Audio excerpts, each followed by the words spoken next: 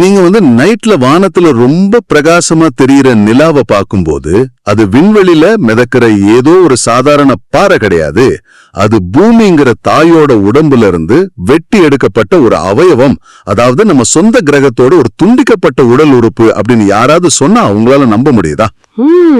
கேட்கவே ரொம்ப விசித்திரமா இருக்கு இல்லையா? ஆனா அதுதான் இன்னைக்கு நம்ம விவாதிக்க போற மைய கருத்து.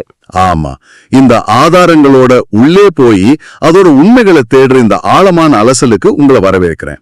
இன்னைக்கு நம்ம கிட்ட இருக்கிற ஆதாரங்கள் ரொம்பவே வித்தியாசமானவை. அண்டம் குரல் நிலா துண்டிக்கப்பட்ட பிரபஞ்சவால் அல்லது இங்கிலீஷ்ல தி லூனர் செவரன்ஸ் அப்படின்னு சொல்லப்படுற ஒரு ஆவணத்தை தான் நம்ம இன்னைக்கு முழுமையா பகுப்பாய்வு பண்ண போறோம். கரெக்ட். இது ரொம்ப முக்கியமான ஒரு ஆவணம். இந்த ஆவணம் பாத்தீங்கன்னா ஒரு மிக துணிச்சலான பார்வையை முன்வைக்குது. அதாவது பூமிக்கும் நிலாவிற்கும் இடையில இருக்கிற உறவை வெறும் இயற்பியல் சமன்பாடுகளாகவோ இல்ல ஒரு புவியீர்ப்பு விசையாகவோ மட்டும் சுருக்கிடக்கூடாது அப்படின்னு சொல்லுது. ஆமா, அது ஒரு தாய்சேய் உறவு மாதிரி. எக்ஸாக்ட்லி, ஒரு உடல் ரீதியான உயிரியல் பிணைப்பா பார்க்கணும் அப்படின்னு இந்த ஆய்வோட ஆசிரியர் வாதிடுறாரு. சரியா சொன்னீங்க. இந்த ஆவணத்தோட மிகப்பெரிய பலமே அதுதான். நவீன வானியல் அறிவியலையும் மனித உயிரியலையும் அது மட்டும் இல்லாம பல நூற்றாண்டுகளுக்கு முந்தைய பழங்கால தமிழ் சித்தர் தத்துவத்தையும் ஆசிரியர் எவ்வளவு நேர்த்தியா ஒன்னோட ஒண்ணு இணைக்கிறாரு அப்படிங்கறதுதான் இதுல இருக்கிற சுவாரஸ்யம். ஓ, 3 வித்தியாசமான துறைகளை இணைக்கிறாரா? ஆமா, இது விண்வெளிய ஒரு மாபெரும் யாந்திரமா பாக்குற வழக்கமான பார்வை கிடையாது. இந்த பிரபஞ்சத்தையே உயிருள்ள ஒரு மாபெரும் உடலா பாக்குற ஒரு புதிய கோணத்தை இதை நமக்கு வழங்குது. சரி, நாம இப்போ இயற்பியல்ல இருந்தே தொடங்குவோம். வானியற்பியல்ல பாத்தீங்கன்னா ஜெயண்ட் இம்பாக்ட் ஹைபோதிசிஸ் அல்லது தி பிக் ஸ்பிளாஷ் அப்படின்னு அழைக்கப்படுற ஒரு பிரபலமான கோட்பாடு இருக்கு. 4.5 பில்லியன் வருஷங்களுக்கு முன்னாடி நடந்த ஒரு நிகழ்வு அது. இது பத்தி அறிவியல் என்ன சொல்லுது அப்படிங்கறத முதல்ல கொஞ்சம் விளக்கமா சொல்லுங்களேன். கண்டிப்பா. இப்போ சுமார் 4.5 பில்லியன் வருஷங்களுக்கு முன்னாடி நம்ம சூரிய குடும்பம் உருவான அந்த தொடக்க காலத்துல பூமி இன்னைக்கு நாம பாக்குற மாதிரி ஒரு அமைதியான குளிர்ந்த நீல நிற கோளா இல்ல. ரொம்ப சூடா இருந்திருக்கும். ரொம்பவே. அது கொதிக்கிற பாறைங்களும் நெருப்பு குழம்புமா ஒரு நரக மாதிரி இருந்துச்சு. அந்த நேரத்துல செவ்வாய் கிரகத்தோட அளவுல இருக்கிற தியா அப்படிங்கிற ஒரு வெண்பொருள். தியா? ஆமா, தியா. அந்த வெண்பொருள் விண்வெளியில அதிவேகமா நம்ம பூமியோட மேல பயங்கரமா மோதிச்சு. அந்த மோதல் எவ்வளவு பயங்கரமானதுன்னா பூமியோட மேலோடு அப்புறம் அதோட கீழ்ப்பகுதியான மேண்டில் இது எல்லாமே முற்றிலுமா சிதறி விண்வெளியில தூக்கி எறியப்பட்டுச்சு. அதாவது 2 மாபெரும் வெண்பாடைகள் ஒன்னோடு ஒண்ணு மோதிக்குது. அதனால ஏற்பட்ட குப்பைகளும் பாறை துகள்களும் பூமியை சுத்தி ஒரு வளையமா மாறி அப்புறம் காலப்போக்குல ஈர்ப்பு விசினால ஒன்றிணைஞ்சு நிலாவா மாறுச்சு. நான் சொல்றது சரிதானே? ஆமா, அதான் அறிவியல் சொல்லுது. இப்போ என் கேள்வி என்னன்னா, இது விண்வெளியில நடக்கிற ஒரு சாதாரண இயற்பியல் விபத்து. இது ஏன் ஆசிரியர் பூமியோட அவயவம் அல்லது உடல் உறுப்பு அப்படின்னு கூப்பிடணும்? அங்கதான் நாம அறிவியலோட ஆழத்துக்கு போகணும். இப்போ அப்பல்லோ விண்வெளி பயணங்கள் நடந்துச்சு இல்லையா? ஆமா, நிலாவுக்கு போனாங்க. அங்கிருந்து நிலாவோட பாறைகளை பூமிக்கு கொண்டு வந்தாங்க. அந்த பாறைகளை ஆராய்ஞ்சப்ப ஒரு மிகப்பெரிய உண்மை வெளியாச்சு. நிலாவோட பாறைகள்ல இருக்கிற ஆக்சிஜன் ஐசோடோப்களோட விகிதமும் பூமியோட பாறைகள்ல இருக்கிற விகிதமும் அச்சசலா 100% ஒன்னாவே இருந்துச்சு. ஓ, அப்போ நிலா வெளியில எங்கிருந்தும் வந்த ஒரு விண்பொருள் கிடையாதா? கிடையவே கிடையாது. சூரிய குடும்பத்துல பாத்தீங்கன்னா ஒவ்வொரு கிரகத்துக்கும் ஒரு தனித்துவமான ஐசோடோப் கையொப்பம் இருக்கும். செவ்வாய் கிரகத்துக்கு ஒன்னு இருக்கும், வியாழனுக்கு ஒன்னு இருக்கும். ஆனா பூமிக்கும் நிலாவிற்கும் ஒரே கையொப்பம். கரெக்ட். இதோட அர்த்தம் என்ன? நிலா அப்படிங்கிறது ஒரு வேற்று கிரக பொருள் இல்ல. அது உண்மையிலே பூமியோட உடம்புல இருந்து பூமியோட சதையில இருந்து பித்தேறியப்பட்ட ஒரு பகுதி. வாவ், கேட்கவே ரொம்ப ஆச்சரியமா இருக்கு. ஆமா, இந்த இயற்பியல் உண்மையை வச்சுக்கிட்டு தான் இந்த ஆய்வோட ஆசிரியர் ஒரு புதிய சிந்தனைய தொடங்குறாரு. இது வெறும் விபத்து கிடையாது. இது ஒரு தாய் தன் உடம்புல இருந்து ஒரு குழந்தைய பெற்றெடுக்கிற மாதிரியான நிகழ்வு அப்படின்னு சொல்றாரு. புரியுது. உயிரியல் ரீதியா பாத்தீங்கன்னா ஒரு தாயோட உடம்புல இருந்து ஒரு பகுதி பிரிஞ்சுதான் குழந்தையா உருவெடுக்குது இல்லையா? அதே மாதிரி பூமியோட உடல் கூறு மோதலால பிரிக்கப்பட்ட நிகழ்வை ஒரு பிரபஞ்ச பிரசவமா ஏன் பார்க்க கூடாது அப்படின்னு அவர் வாதிடுறாரு. ஒரு நிமிஷம் இருங்க, நான் இதை கொஞ்சம் விமர்சன ரீதியா பார்க்க விரும்புறேன். ஒரு மாபெரும் சிறுகோள் மோதல மனித பிறப்போட ஒப்பிடுறது கொஞ்சம் அதீதமான கற்பனை இல்லையா? அப்படி தோணும். ஆனா விண்வெளியில நடக்கிற பேரழிவுகளை நாம ஏன் மனித உணர்வுகளோடும் மனித உயிரியலோடும் சம்பந்தப்படுத்தணும்? ஆசிரியர் இதை எப்படி நியாயப்படுத்துறாரு? இது ஒரு மிக சிறந்த கேள்வி. ஆசிரியர் இத வெறும் கவிதை நயத்துக்காகவோ இல்ல ஒரு உணர்வு பூர்வமான ஒப்புமைக்காகவோ மட்டும் சொல்லல.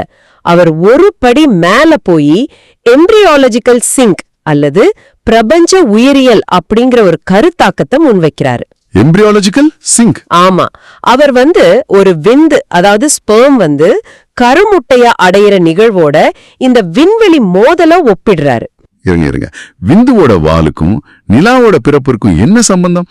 இதை நீங்க எனக்கு கொஞ்சம் புரியும்படி விளக்கணும். சரி, சொல்றேன். மனித உயிரியலை எடுத்துக்குவோம். ஒரு விந்து நீந்தி போய் கருமுட்டைய அடையணும்னா அதுக்கு ஒரு நீண்ட வால் தேவைப்படுது. அந்த வால் தான் அதுக்கு நீந்தி போறதுக்கான ஆற்றலையும் உந்துதலையும் தருது. ஆனா அந்த விந்து கருமுட்டைய துளைத்துக்கிட்டு உள்ள நுழைஞ்ச உடனே என்ன நடக்கணும் உங்களுக்கு தெரியுமா? அதோட வால் துண்டிக்கப்பட்டு வெளியே விழுந்துடும். உள்ளே போன மரபணு பகுதி மட்டும்தான் கருவா உருமாற தொடங்கும். இது நமக்கு தெரிஞ்சதுதான். சரியா சொன்னீங்க. அந்த வாலுக்கு அதன் பிறகு அங்க எந்த வேலையும் இல்ல. அது துண்டிக்கப்பட்டாகணும். இப்போ இந்த உயிரியல் நிகழ்வை அப்படியே ஆசிரியர் சூரிய குடும்பத்துக்கு பொறுத்துறாரு. ஓஹோ. நம்ம சூரிய குடும்பம் அப்படிங்கறத ஒரு மாபெரும் கருப்பை அப்படின்னு வச்சுக்குவோம். பூமி தான் அந்த விந்து. பூமி தனக்கான ஒரு சரியான சுற்றுப்பாதையை கண்டுபிடிச்சு சூரிய குடும்பம் அப்படிங்கிற கருப்பையில நிலை பெற துடிக்கிற ஒரு காலம் அது. அந்த நேரத்துல பூமியோட ஒட்டிக்கிட்டு இருந்த பெருமளவிலான ஒரு பகுதி அந்த தீயா மோதலால ஒரு வாளா துண்டிக்கப்பட்டு வெளியேறிடுச்சு. அந்த துண்டிக்கப்பட்ட வால் தான் இன்னைக்கு நாம பாக்குற நிலா. பொறுங்க. இப்ப விந்துவோட வால் துண்டிக்கப்படுறது அப்படிங்கிறது ஒரு உயிரியல் விதி. ஆனா பூமியோட ஒரு பகுதி துண்டிக்கப்பட்டதை எப்படி அதோட ஒப்பிட முடியும்? அது ஒரு தற்செயலான நிகழ்வு தானே, ஒரு விபத்து தானே? அததான் இல்ல அப்படின்னு ஆசிரியர் சொல்றாரு.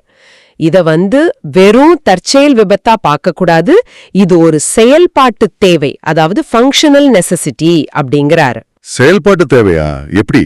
விந்துவோட வால் எப்படி அது கருமுட்டைய அடைய உதவி செஞ்ச பிறகு தேவையற்றதாகி தன்னை துண்டிச்சுக்குதோ, அதே மாதிரி பூமியோட ஆரம்ப கால வளர்ச்சியிலையும் அது ஒரு நிலையான கோளா மாறுறதுக்கும் தன் எடையில ஒரு பகுதிய, அதாவது அந்த வால் மாதிரி இருக்கிற நிலாவோட பகுதிய துண்டித்தாக வேண்டிய கட்டாயம் இருந்துச்சு. ஓ, அப்போ அந்த மோதல் நடக்கலனா?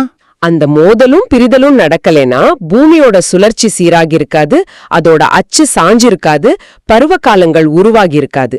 சுருக்கமா சொல்லணும்னா அந்த பிரிதல் நடக்கலைனா பூமியில இன்னைக்கு உயிரினங்கள் தோன்றி வாழ்ற ஒரு நிலையான சூழ்நிலையே உருவாகி இருக்காது. ஆஹா, இப்ப புரியுது.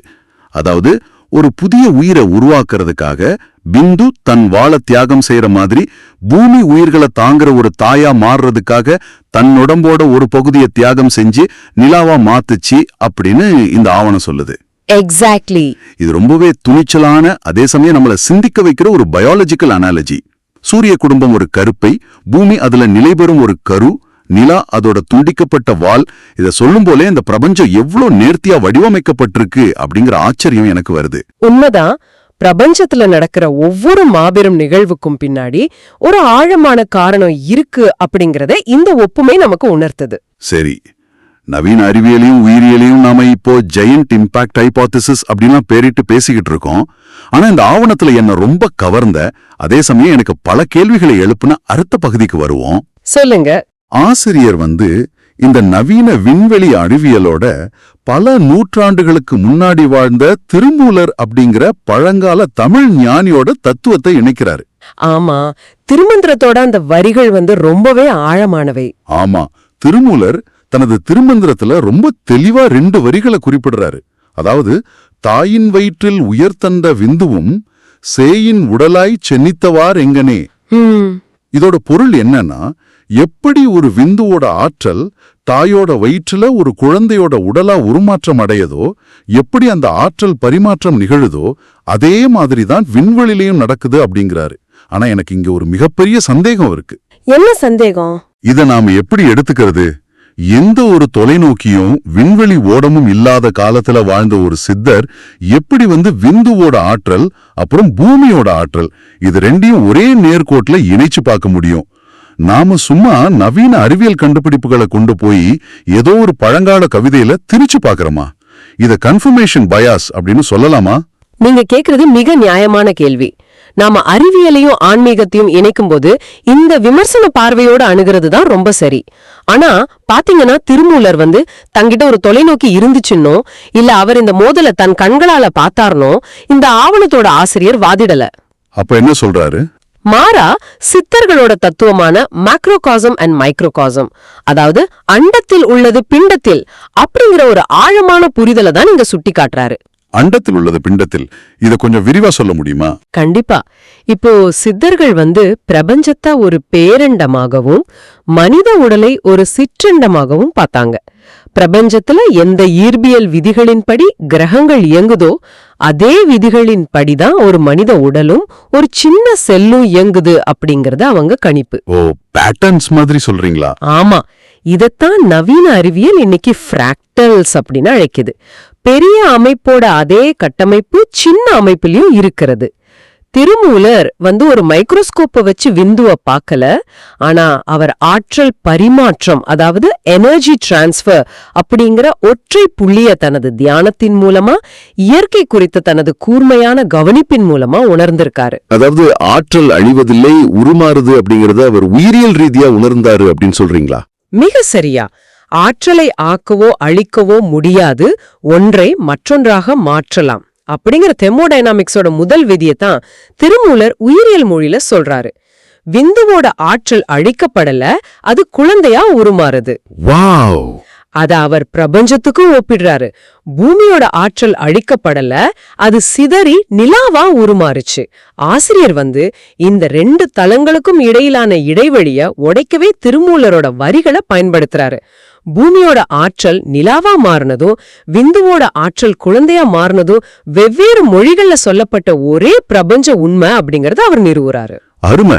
இந்த விளக்கம் அந்த சந்தேகத்தை முழுமையா தீர்த்துடுது. நாம வெறும் கவிதையில அறிவியலை தேடல, மாறா இயற்கையோட அடிப்படையான ஆற்றல் பரிமாற்றம் அப்படிங்கிற தத்துவத்தை இருவேறு காலகட்டங்கள்ல இருவேறு கோணங்கள்ல மனிதன் எப்படி பார்த்தான் அப்படிங்கறத புரிஞ்சுக்கிறோம். ஆமா, அதுதான் உண்மையான தேடல். நீங்க இதை கொஞ்சம் சிந்திச்சு பாருங்க.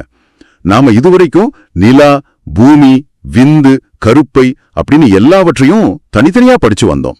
ஆனா இந்த ஆதாரங்கள் எல்லாவற்றையும் ஒரே ஒரு சரடுல கோர்த்து இயற்பியலையும் உயிரியலையும் மெய்ஞானத்தையும் இணைச்சு ஒரு அழகிய மாமையா மாத்துது.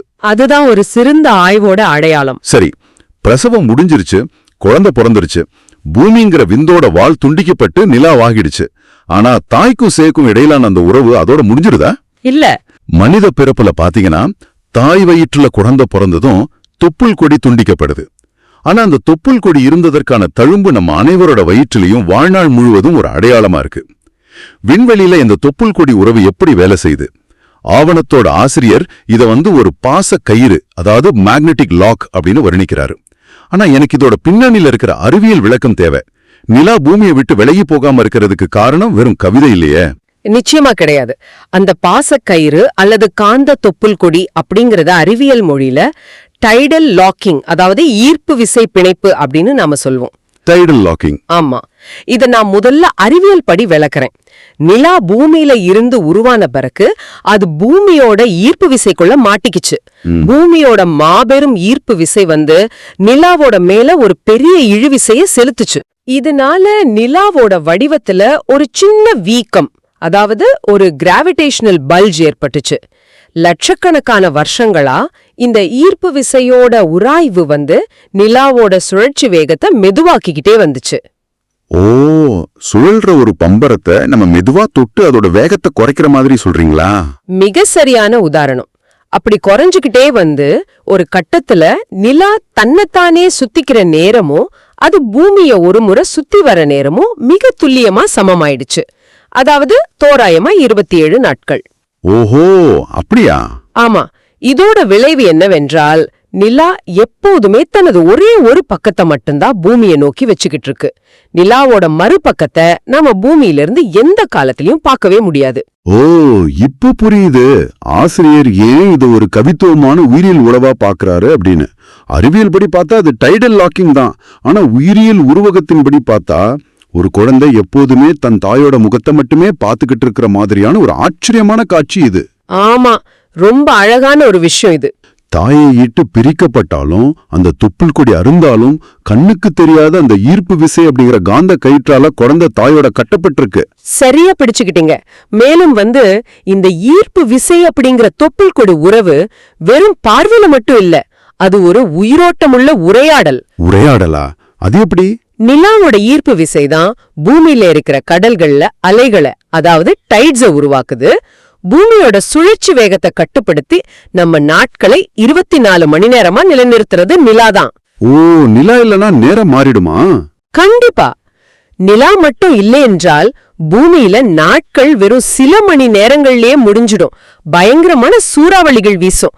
அதனால இது வெறும் பௌதிக ரீதியான ஈர்ப்பு விசை கிடையாது.